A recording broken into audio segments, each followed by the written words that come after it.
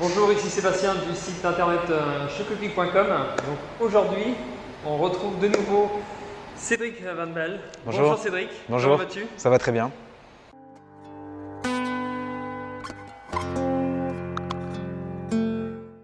Il va nous parler un petit peu du Choco Story en Belgique. Nous sommes à Bruges aujourd'hui.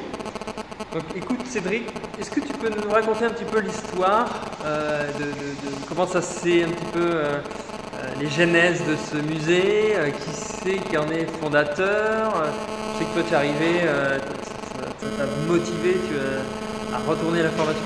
Et comment ça s'est passé, hein? En fait, on a démarré, pour ainsi dire, de rien. Donc, on n'avait aucune connaissance dans le monde des musées. On a démarré ça avec mon père en 2003.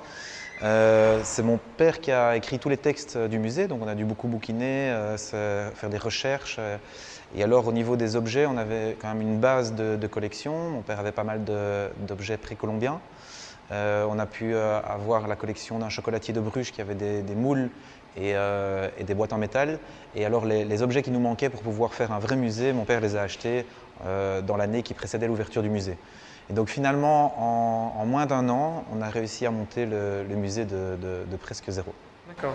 Et parce que là, ton père aussi raconte un petit peu de qui il est. Parce que c'est vrai que les gens ils disent bah ouais, d'accord, ils ont fait un musée, mais Pourquoi? Pourquoi parce que c'est vrai que je crois à l'origine, ton grand-père, ton père, ils sont vraiment dans la fabrication du chocolat. Tout à fait. Donc c'est déjà une passion avant Oui. tout. Donc notre famille est originaire du groupe Puratos. Donc c'est un groupe qui travaille dans l'alimentaire, produisant des produits pour les boulangers, pâtissiers et chocolatiers. Mon grand-père y travaillait déjà, mon père a pris la relève. Et donc c'est de là que vient déjà son contact avec le monde des chocolatiers. Et c'est de là vient l'origine du pourquoi on a réussi à faire un musée du chocolat. C'est un chocolatier de Bruges qui est venu voir mon père pour lui demander de l'aide à créer ce musée. Et finalement, les événements ont fait que c'est nous qui avons créé ce musée avec l'aide de ce chocolatier qui nous a aidés pour toute la partie technique, la partie démonstration et aussi pour une base d'objets à exposer dans le musée.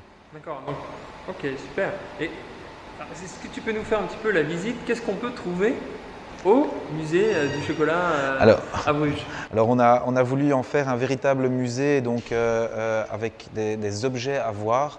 Pas seulement quelque chose d'expérience qu'on peut vivre, mais vraiment aussi une véritable collection d'objets. Donc on a plus de 1000 objets qui sont exposés dans le musée. On commence bien sûr avec l'histoire du chocolat, l'origine du chocolat qui démarre chez les Mayas, les Aztèques, et là on a quand même une très très belle collection d'objets précolombiens relatifs au chocolat bien sûr. On évolue dans le temps, on fait le musée de façon chronologique, il est réparti sur 3 étages et le musée est abrité dans un très beau bâtiment qui date du XVIe siècle, un bâtiment typiquement brugeois. Et donc la partie historique c'est plutôt le premier étage. Deuxième étage, on aborde la partie production du chocolat. Le processus de fabrication, on a quelques machines qui tournent, on montre aussi un atelier des années 50, comment ils faisaient le chocolat à l'époque, tempérage sur le marbre et autres. Et le dernier étage, là on parle des marques belges, les marques belges des années 50 avec du matériel publicitaire de ces années-là. On a un petit mot sur Belcolade, qui est un de nos sponsors, tout le chocolat qu'on utilise bien sûr dans le musée est du chocolat Belcolade. Et on termine la visite alors par une démonstration. Donc on a une partie atelier démonstration où les gens peuvent donc voir un chocolatier donner une explication sur la fabrication des pralines, des bonbons au chocolat, qui dure à peu près un quart d'heure, 20 minutes, et on peut bien sûr les goûter. Ça, c'est le final. On a également une partie atelier où les gens en groupe peuvent venir faire leur chocolat eux-mêmes. Et donc là, sur réservation, on a une salle dédiée où ils prennent une sorte de petit cours du chocolat, où ils apprennent à soit faire du moulage, soit faire des truffes. On peut faire aussi des petits mendiants et ce genre de choses-là, que ce soit pour les adultes ou les enfants. Ok, super.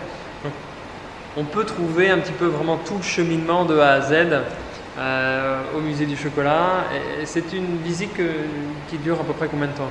Il faut compter à peu près 1 heure de visite, démonstration incluse. Évidemment, si on veut prendre son temps et tout regarder à son aise, ça peut être un peu plus long. Ça dépend. En général, quand on fait une visite avec un guide, parce que les groupes peuvent faire aussi des visites guidées, ils prennent en général entre 1 heure et 1 heure et demie. Ok. Ouais. Donc, quand vous passez à Bruges, à Bruxelles, vous arrêtez au Choco Story, vous passez un petit passage d'une heure et demie pour voir un petit peu comment le chocolat se fabrique, les plantations, et puis vous pourrez même déguster, etc. Donc c'est top.